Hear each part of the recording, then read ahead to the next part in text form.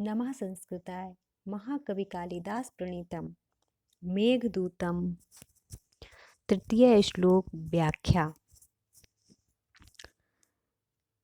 तस्य स्थित्वा कथमपि पुराः कौतुकाधानहेतुः अन्तर्वास्पः चिरमनुचरो राजराजस्य दध्यौ मेघालोके भवति सुखिनो प्यन्यथा व्रतिचेताः कंठश्लेष प्रणयिनी जने किं पुनर्दूरसंस्थे।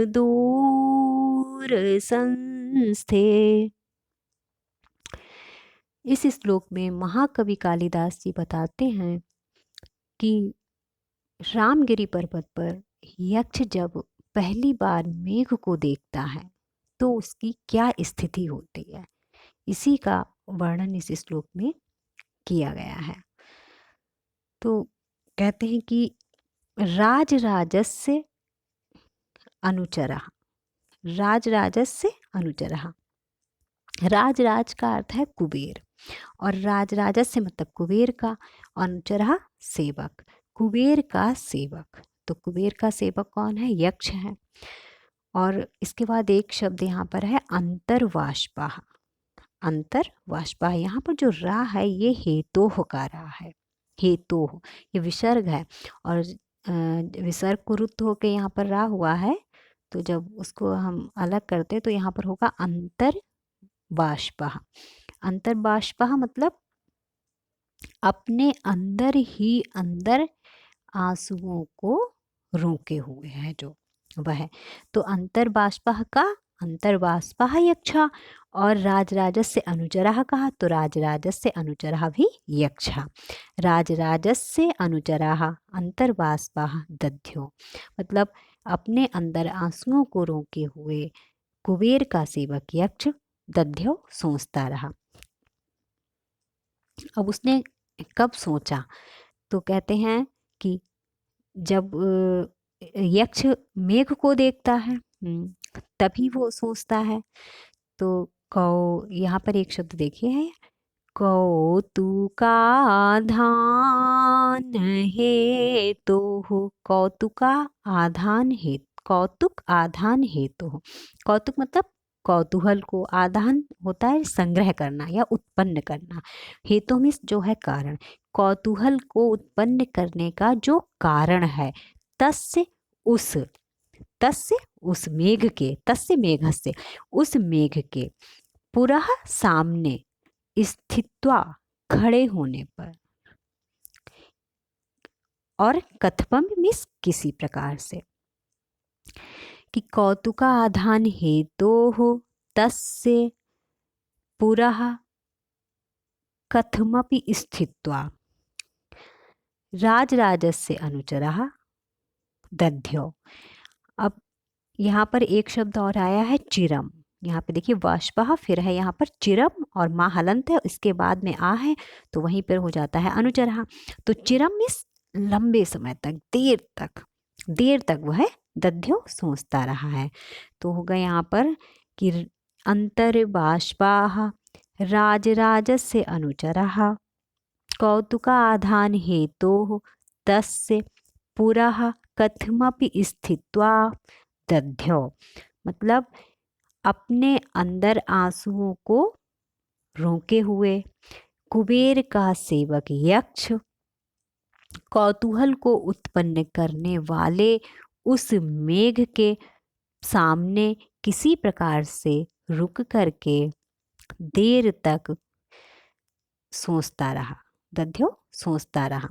फिर इसके बाद में यहाँ पर कौतुका आधान हेतु में षष्ठी है और तस्य में भी षष्ठी है। तो ये दोनों कौतुका आधान हेतु और तस्य, ये दोनों ही शब्द जो हैं वो मेघ के लिए आए हुए हैं। और अंतर्बाष्पाः और राज राजस्य अनुचरा, ये जो दोनों हैं ये यक्ष के लिए हैं। फिर कहते हैं मेघालोके भवति सुखिनो प्यन्यथा व्रति चेतः। यहाँ पर मेघालोके, इसमें दीर्घ संधि है। मेघ धन आलोके, आलोक मतलब देखना।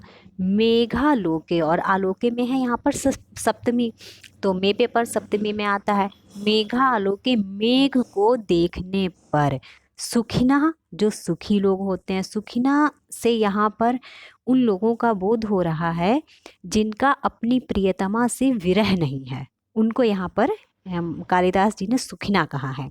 कि मेघ को देखने पर जो अविरही लोग हैं, सुखिना मतलब अविरही, जिनका विरह नहीं है, अविरही लोगों का चेता मीन्स चित्त, भवति हो जाता है, अपि मीन्स भी, यहाँ पर देखिए यड़ संधि होगी, अपि धन अन्यथा, ई को यह आदेश होता है, यहाँ पर ई को यण से यण संधि होती है।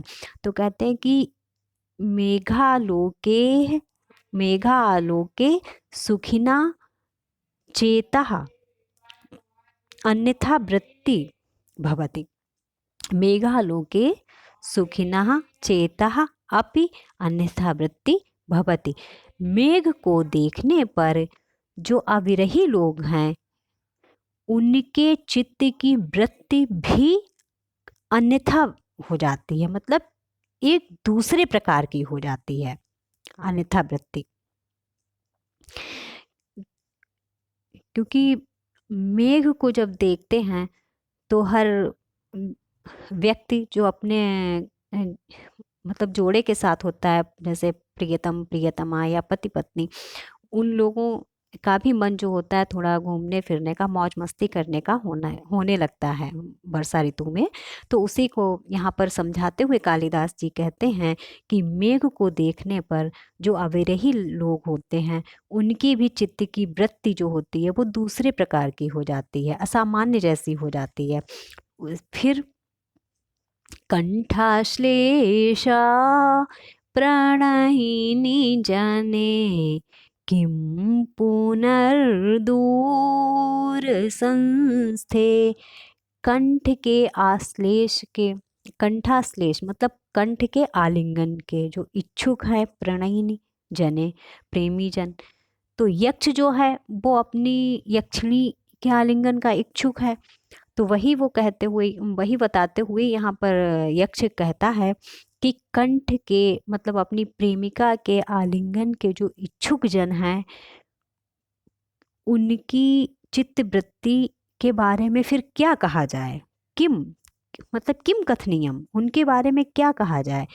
पुनर्दूर संस्थित, संस्थे स्थित होने पर, पुनः दूर मतलब फिर दूर स्थित होने पर, कि जिन लोगों का हम आलिंगन करना चाहते हैं उन लोगों के दूर स्थित होने पर यक्ष की जो चित्तवृत्ति है उसके बारे में क्या कहा जाए। तो यहाँ पर कंठाश्लेष प्रणयिनी जने से यहाँ पर यक्षिणी का बोध हो रहा है, क्योंकि यक्ष जो है वो तो यक्षिणी का ही आलिंगन करना चाहता है, और यक्षिणी के दूर होने पर यक्ष के जो चित्त की वृत्ति है उसके बारे में क्या कहा जाए। यही बताते हुए कालिदास जी कहते हैं कि कंठाश्लेषा प्रणयिनी जने किं पुनर्दूर